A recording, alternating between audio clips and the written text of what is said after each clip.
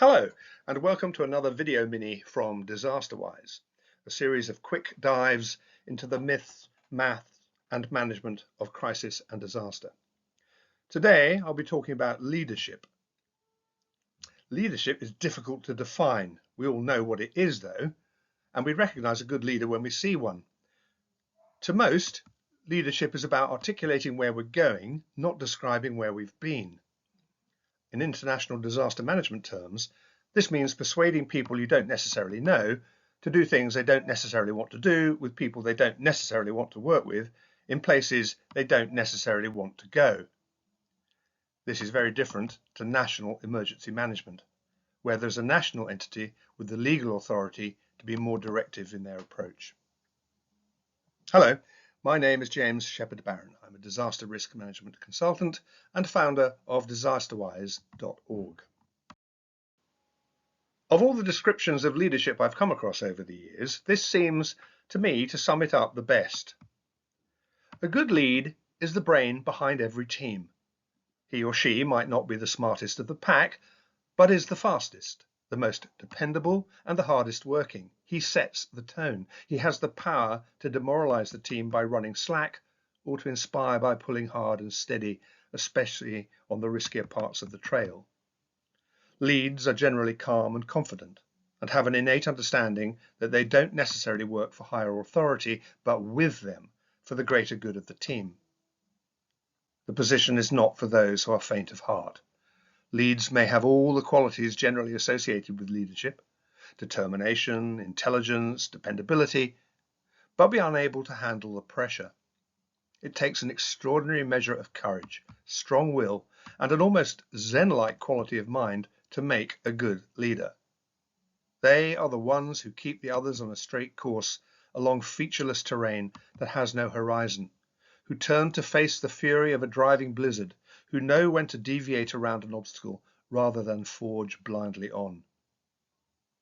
They are also the ones who must make the decisions in an emergency and, maybe most important of all, know when to disobey a bad instruction, no matter from where it comes. What hit me hardest when I first read this in Gay Salisbury's mesmerizing book, The Cruelest Miles, is that it refers not to a man or a woman, but to a dog, specifically the Siberian Husky lead dog of an Alaskan sled dog team called Balto, who, with his fallible musher Gunnar Carson, battled nature's Arctic fury night after night at temperatures of 60 degrees below zero in an epic and heroic race to deliver serum to children dying of diphtheria in Alaska. Henry David Thoreau said, "It's not what you look at that matters, it's what you see. It's the vision you quietly inspire others to follow, not because they have to, but because they want to." While a map, a strategic operational framework, if you like, will show the leader where he or she wants to go, and a moral compass will help in navigating the best route to getting there, vision entails knowing where to go in the first place. Vision is what gives us the purpose to inspire the journey. There are four main ways in which leadership is expressed in management terms. Consensual, where team members, despite their reservations, reach universal agreement on what action to take. This may involve some form of voting system. Because this is complicated, there's a separate Disasterwise mini on the subject of consensus management. Next is cooperative, where, in practice, some team members may agree to disagree, but will not walk away from or veto an action agreed by the majority, and will even cooperate, however reluctantly, in carrying it out. Collaborative is where engagement is proactive and partnerships are formed in pursuit of the agreed common goal. And directive, where, as is the case in national emergencies and critical incidents, you implement that which you are told to do under a system of command and control. And finally, persuasive. Coordinating an international disaster response requires a different kind of leadership. Different missions and mandates demand a blend of all four models. Because the desire to help is a humanitarian impulse, an act of human solidarity, the allocation of resources has to be a consensual process. It's all about overt facilitation and covert behind-the-scenes persuasion, what in aid speak is counterintuitively called leading from behind. International disaster response management is an exercise in managing a series of professional culture clashes. Most team members will not have worked together before, will not speak the same language, and will bring their different specialisms, experiences, and technical jargon to the table. They're flung together, often meeting for the first time in an airport arrival hall, and are magically expected to coalesce into a fully functional team within minutes. In the happy event that this actually occurs, and you'd think that it would, as everyone is motivated by the same aim, to save humanity, high turnover of aid agency staff in a disaster zone almost guarantees that it cannot be sustained. A leader will therefore expend as much time and energy on trying to build and maintain a team as he or she spends on actually coordinating the response. In disaster management, as in humanitarian affairs, it helps to have the field experience and relevant technical competence too, but be careful. A great shelter cluster coordinator might be a lawyer rather than a builder, architect, or engineer. A great wash cluster coordinator might be a nutritionist, not a sanitation engineer. And the best health cluster coordinators are not always doctors. Contrary to popular wisdom, leaders are made, not born, although both aspects tend to share certain characteristics. They have integrity, displaying standards and values that make people trust them.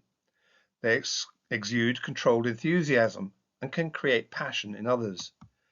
They tend to have a warm and outgoing personality and interact well with others. They're tough but fair, with high standards and expectations, but always dealing with people fairly and openly.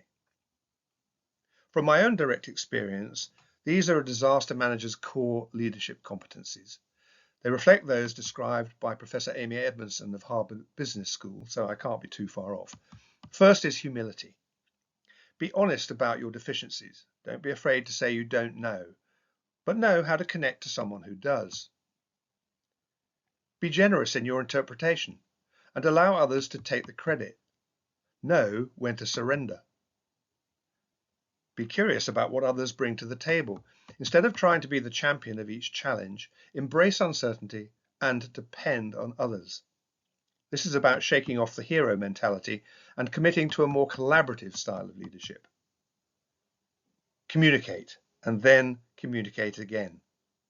Transparency, more than any other aspect of leadership, fosters trust as well as accountability.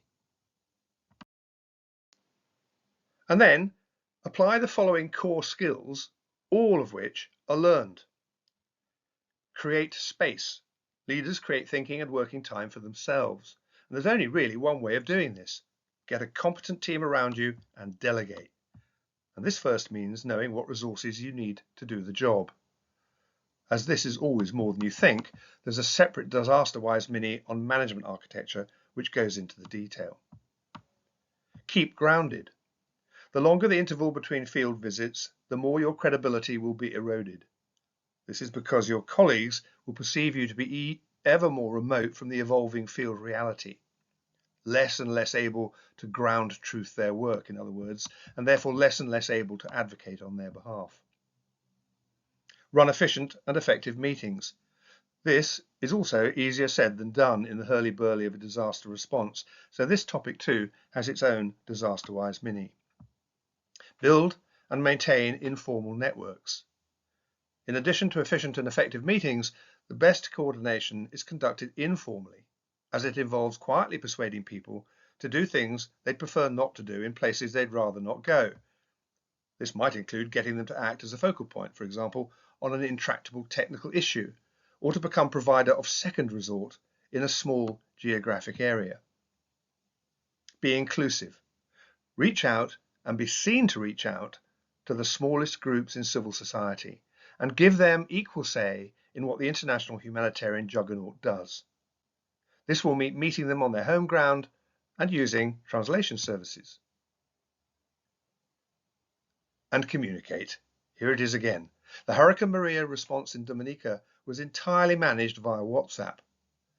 Proactive communications via social media means you'll also remain in touch with what affected communities are thinking, not just what your own bubble is repeating. Touch base with your core team every day. Put everything else on a dedicated website. Well, thanks for your time. I hope you found this short presentation useful. If you want to know more about this or any other disaster-related topic, please take a look at disasterwise.org, where you can also subscribe. Stay safe wherever you are, and until the next time, goodbye.